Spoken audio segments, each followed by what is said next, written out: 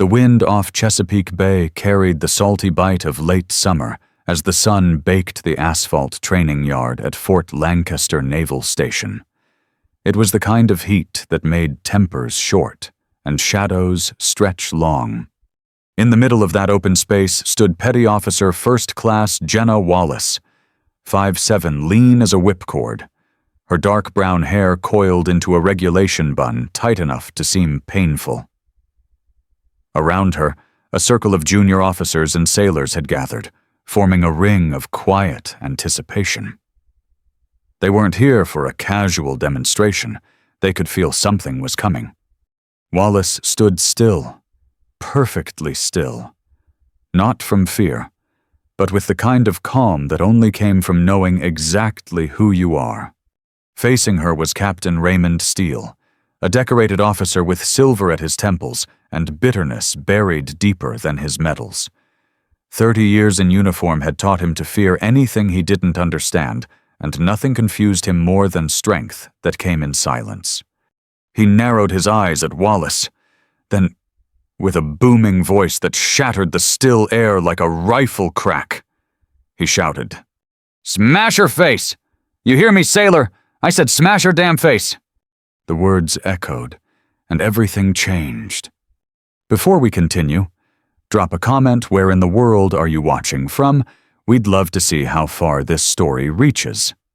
And don't forget to hit subscribe, because this story is just getting started. A nervous chuckle rippled through the gathered sailors, the kind of involuntary laughter people let out when power is flexed in a way that feels just a little too personal. No one dared speak, but the energy shifted. Everyone suddenly understood they weren't here to learn hand-to-hand combat anymore. They were here to watch someone get punished. The young seaman paired with Jenna Wallace looked mortified. Barely 20, sweat already forming at his temples. He'd executed the basic move as instructed.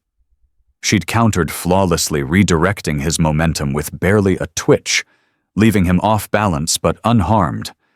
Textbook technique, but not enough for Captain Steele. "You're holding back," he barked at the seaman. "That's not how you treat a threat. Again." The kid hesitated. I said again. He lunged, a wide, desperate right hook. Easy to read, easy to counter.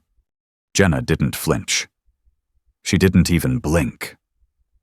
Her left hand came up like a whisper, guiding his arm past her shoulder, and in one fluid motion, she stepped behind him. Not to humiliate, not to injure, just enough to show control. The young sailor stumbled forward, catching himself before he fell. Captain Steele exploded. "Strike her! Damn it. This isn't ballet. You don't dance with the enemy. You drop them. You destroy them." And then he said it. "Smash her face." The silence that followed was thick and sharp as broken glass. Jenna didn't move. Her expression didn't shift. She just stood there, breathing slowly, hands relaxed at her sides. No anger, no fear, just presence. Captain Steele took a step forward, towering over her. His shadow fell across her boots, and the heat in the air seemed to pulse. "You hear me, Petty Officer Wallace?" he growled. "Or are you just too delicate for this line of work?" Still, she said nothing. And from the back, leaning against the shade of a dusty Humvee, Master Chief Elias Boone watched it all unfold. A 40-year veteran of naval special warfare, Boone had seen war in every corner of the globe. He'd trained warriors, buried friends, and earned a reputation that spoke in silence louder than Steele's screams ever could. He saw it. Not hesitation, but calculation. Not weakness, but restraint. Where Steele saw a challenge to his authority, Boone saw something far more dangerous, a warrior choosing not to act. Yet, Boone narrowed his eyes. He knew that stillness. He'd seen it once in Kandahar, right before a female operator dismantled 4 insurgents in 12 seconds using only a combat knife in her hands. That operator's name had been Jenna Wallace. Steele's voice thundered again. But Boone didn't hear it. His focus was locked on Jenna's hands.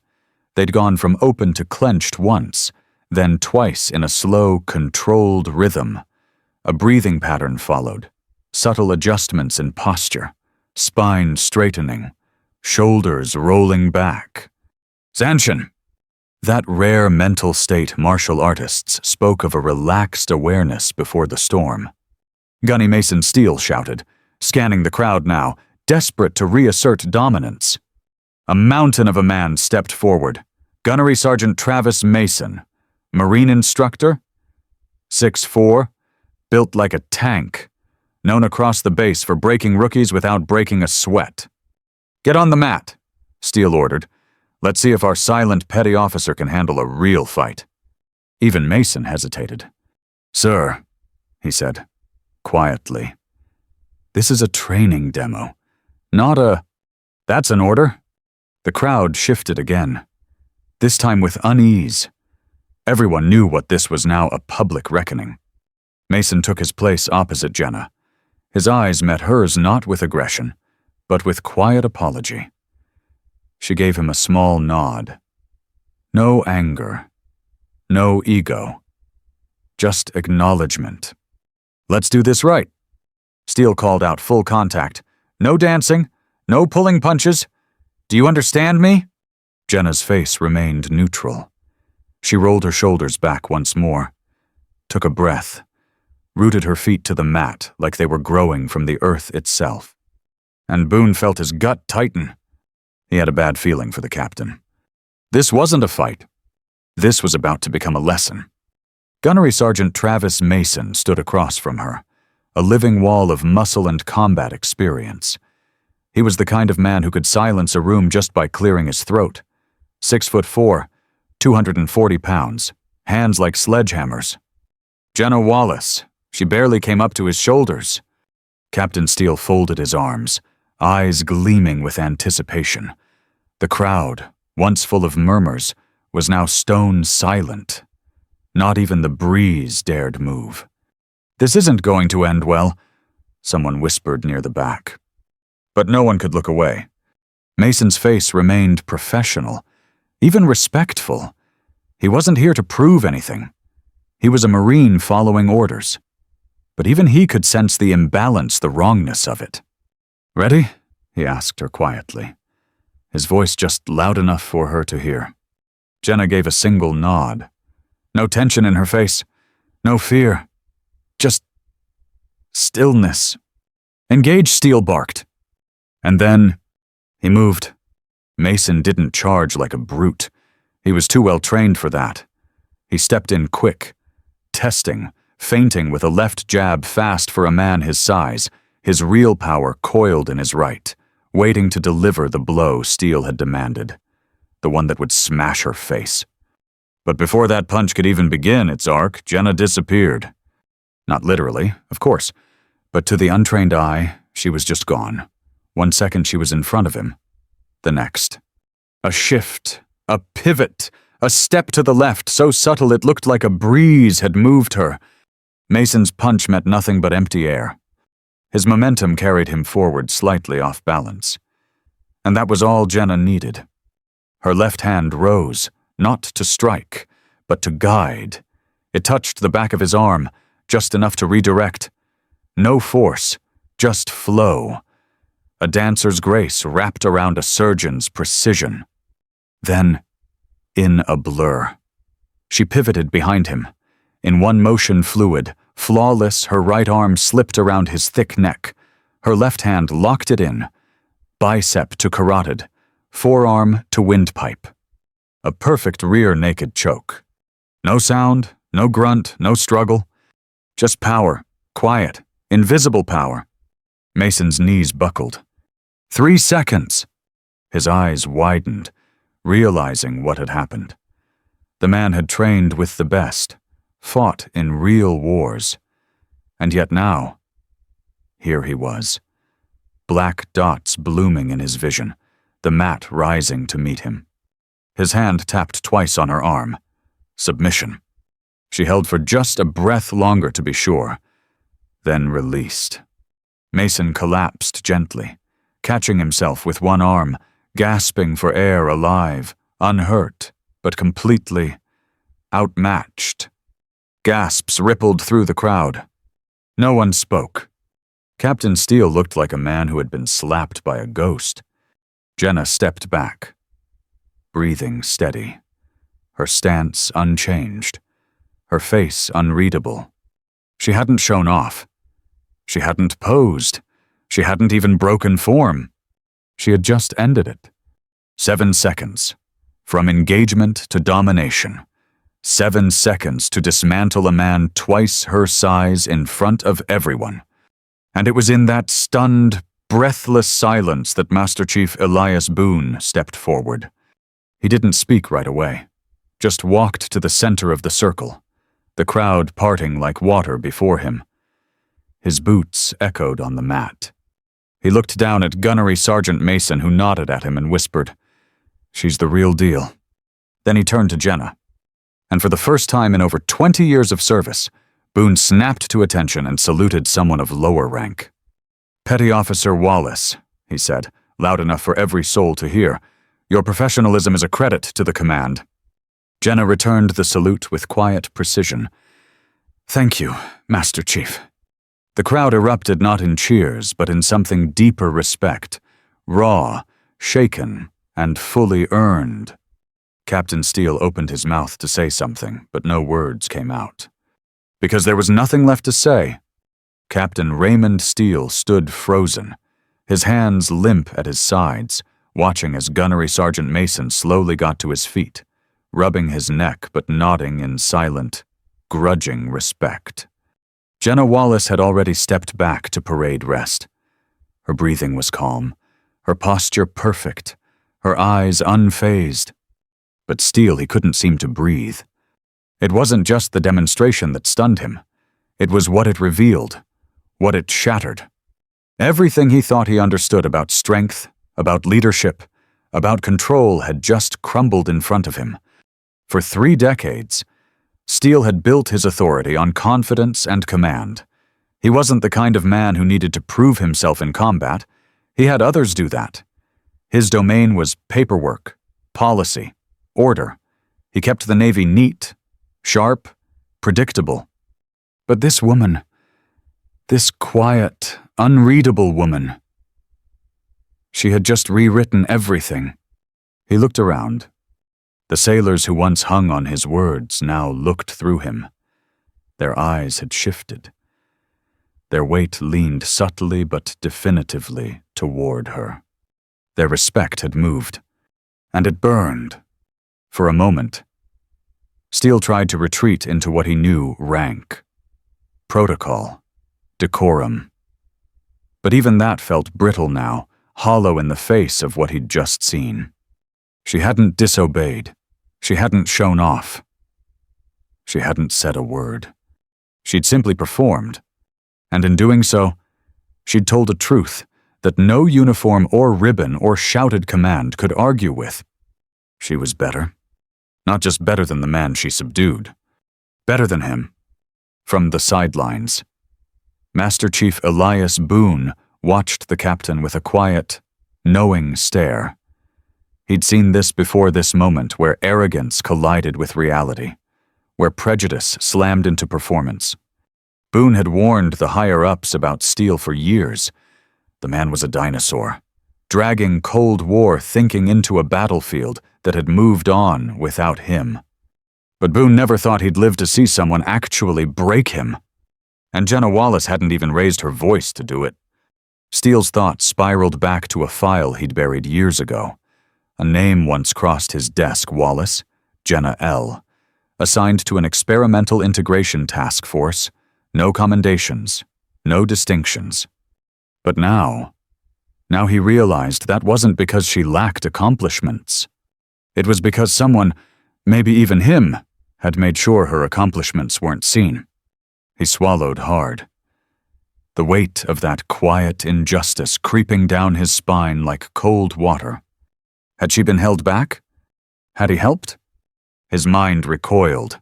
No, He told himself, "No, I was just upholding standards." But wasn't this the standard? Wasn't what she did today exactly what every commander dreamed of in a warrior? She hadn't just neutralized a threat. She hadn't just shown control. She had embodied discipline, power, humility, and precision so lethal it was almost beautiful. And she'd done it without ego, without seeking validation, without demanding recognition. Steele's stomach turned. He had tried to humiliate her to make her prove her worth like a spectacle. Instead, she'd held a mirror to his legacy. And it was ugly.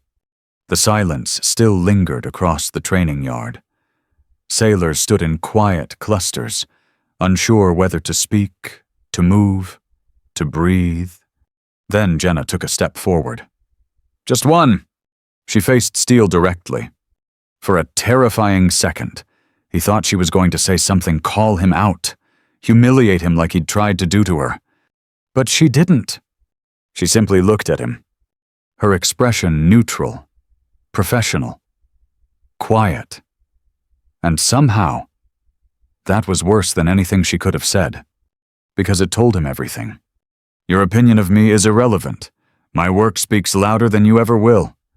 And just like that, she turned, collected her gear, and walked away. Not in defiance, not in triumph, but in that same calm, unshakable grace that defined everything she did. As her silhouette faded into the light of late afternoon, Steele felt something foreign rise in his chest. Not anger, not shame, something else. Respect. And for the first time in a very, very long time, he felt small. Not because someone had beaten him, but because someone had shown him what real leadership looked like. The sun was barely over the horizon when Jenna Wallace walked into the base gym the next morning. Same routine, same discipline. She didn't wait for recognition. She didn't expect applause. The events from the day before the crowd, the chokehold, the salute were already behind her. But the Navy hadn't forgotten. Neither had Master Chief Elias Boone. By 0700 she received a message. "Your 0800 brief is cancelled. Report to SIF Delta. Level 5 clearance required." Jenna paused, just for a breath. SCIF. Sensitive Compartmented Information Facility. Level 5 clearance meant one thing: Black Ops. She changed, showered, and arrived at the secure building tucked into the far side of the base. 2 armed guards scanned her retina and fingerprints. No questions, no smiles. Inside. The room was cold and windowless, lit only by the soft blue glow of a classified terminal. 3 men waited. Boone, a high-ranking colonel she didn't recognize. And to her surprise, Captain Raymond Steele? His presence was a puzzle. After yesterday, she assumed he'd be buried in paperwork, not inside a black room with top brass. She stood at attention.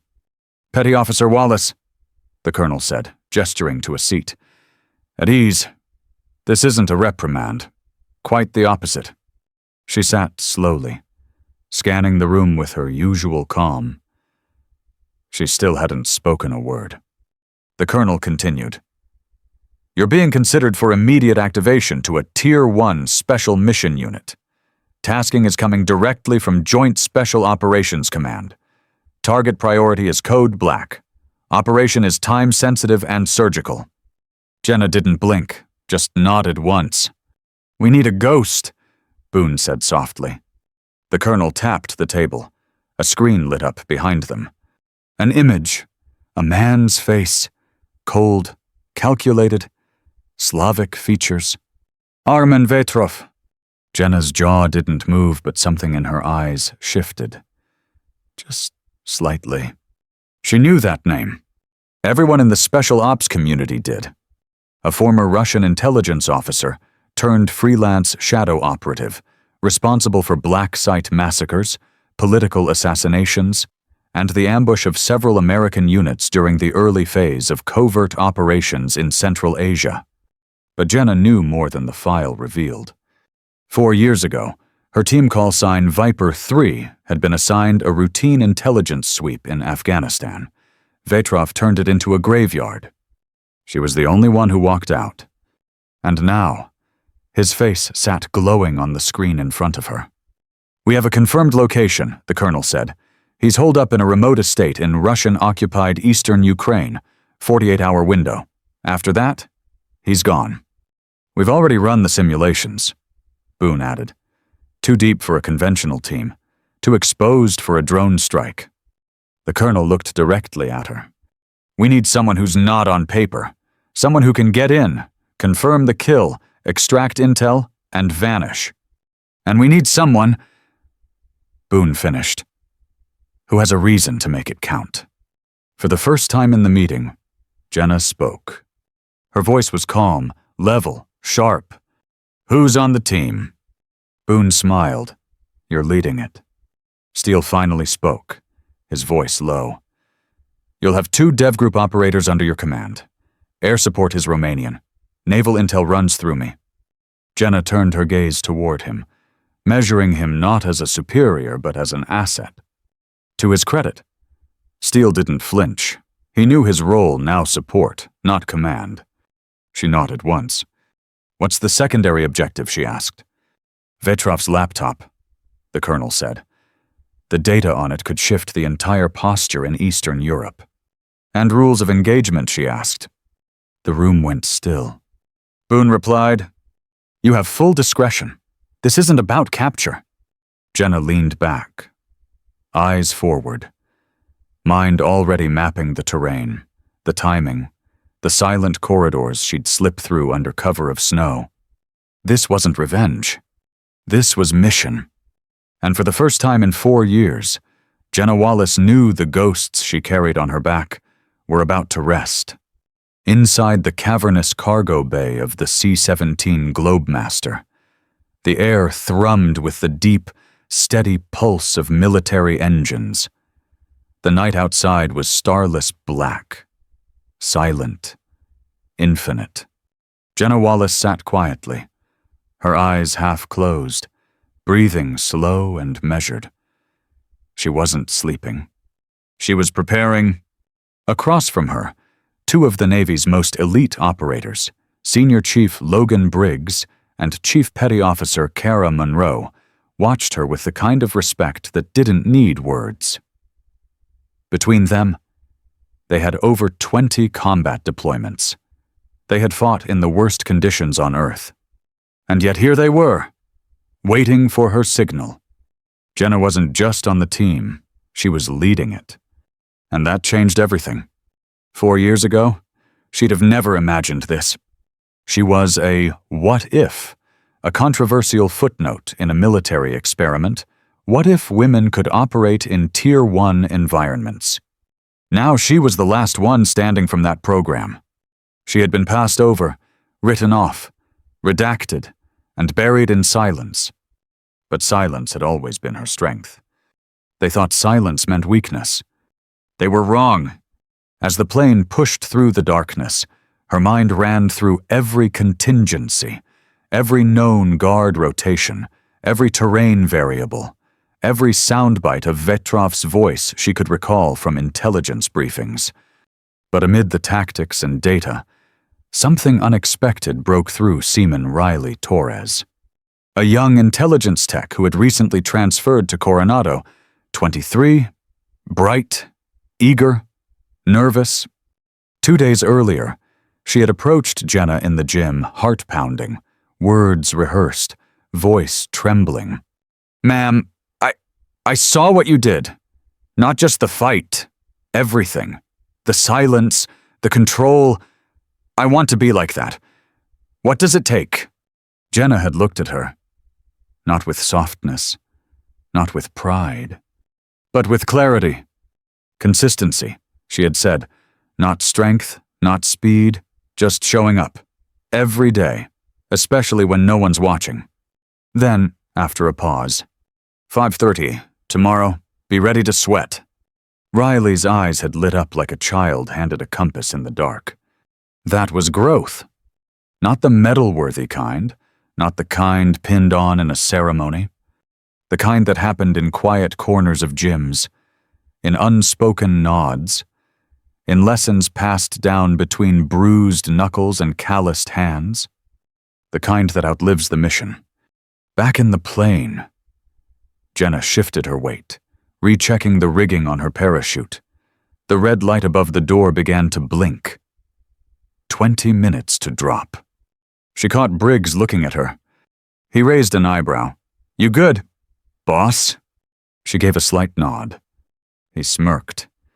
"Didn't think I'd ever take orders from someone who speaks less than a sniper's trigger." She didn't smile, but her voice was warm. "Then listen closely." That earned a low chuckle from Monroe. They weren't just teammates anymore. They were hers. At the forward compartment, Captain Steele sat alone, watching mission telemetry. He was out of their way by design. His role was intelligence only, a far cry from the screaming authoritarian he had been just days before. But Jenna had noticed something. The way he carried himself now, the quiet way he observed, the questions he asked not to correct, but to understand. Maybe people didn't change overnight, but maybe they could begin to. As the final minutes ticked down, Jenna stood and made her way to the team. Her presence brought them all to their feet, not by command, but by instinct. "This isn't about revenge," she said calmly. "It's not about ghosts. It's not about who we lost. It's about who we are when no one's watching. This mission doesn't need noise. It needs precision. And we don't miss." Her team nodded. No questions, no bravado, just belief. They moved to the door. The red light turned yellow. Wind began to rush in as the altitude warning beeped. Briggs turned and asked, "You ever get used to this part?" Jenna looked out into the void, then back at him. "No, but we go anyway." The light turned green, and the last thing anyone saw before they vanished into the dark was Jenna Wallace diving headfirst into it. Not chasing glory, not chasing revenge. Leading. The snow was falling hard over eastern Ukraine when the first shot was fired. Inside the hunting lodge, chaos erupted. Guards scrambled. Alarms wailed. Radios barked confused Russian commands as muzzle flashes lit up the windows like lightning. But it was already too late. Jenna Wallace had come and gone. And the body of Armen Vetrov, the ghost who had haunted her team's legacy for 4 long years, now lay still, his final expression, not fear, but recognition. Recognition of a woman he had underestimated once and never lived to do again. Jenna led her team through the darkness like a phantom. Footprints vanished beneath fresh snow. Heat signatures dissipated into the frozen air. Extraction was hot. Bullets hissed like vipers past her head as she shielded her team's injured member, Chief Monroe, dragging her the last 10 feet toward the Chinook waiting in the clearing. The roar of the rotor blades swallowed the shouting and gunfire. The ramp slammed shut. And just like that, they were airborne. Inside the helicopter, the medic moved quickly. Monroe's wound wasn't fatal, but it was deep. Briggs applied pressure while barking grid updates into comms. "Jenna!" She sat still. Helmet off. Rifle laid across her lap. Her breathing was steady. But in her mind, she was back there 4 years earlier dragging Lieutenant Kyle Maddox through an ambush in Helmand, bleeding out in her arms, whispering, "Don't let this be for nothing." That whisper had become her compass. And tonight, the promise was kept. "Package secured, target eliminated," she called into the radio. "On the other end," Master Chief Boone replied. His voice low and certain. "Copy that, Ghost Lead. Welcome home." Hours later, as the Chinook touched down at a Romanian forward operating base, Jenna was the last to step off the ramp. Her boots hit the concrete with the weight of closure. Captain Steele was waiting at the edge of the pad. Not in command posture, no clipboard, no salute, just there. He watched her approach. And for the second time in his career, he did something he had never done before. He reached up and saluted her first. Not because he had to, but because he understood now. He had tried to tear her down, had questioned her presence, her silence, her strength, and she had answered him not with defiance, yes, but with discipline, with excellence, with truth. She returned the salute not as a gesture of victory, but of completion, then turned to Boone, who handed her a folder. Inside an unredacted copy of the mission report from the Helmand ambush, the one she was never credited in. Her name was there now, for the first time. "Figured you earned it," Boone said. Jenna looked at him, eyes steady. "I didn't do it for credit." "I know," he replied. "That's why it matters." That night, as the base went quiet and the generators hummed in the distance, Jenna sat alone in the barracks. There were no medals waiting, no press releases, no speeches. Just her, a folded American flag on the bunk next to hers, and a single photograph tucked into the corner of her mirror. Her old team, the ones who didn't make it out. She reached for the photo, ran a thumb over Maddox's face, and whispered, "We got him." She didn't cry. She didn't have to. The silence said everything. The next morning, before the sun rose, she was already at the gym. 05:30 sharp. Waiting. And at the door, panting from sprinting across the compound, came Seaman Riley Torres, shoulders back, eyes wide, breathless. Jenna didn't speak. She handed her a weight vest. "Consistency," she said. And just like that, the cycle began again.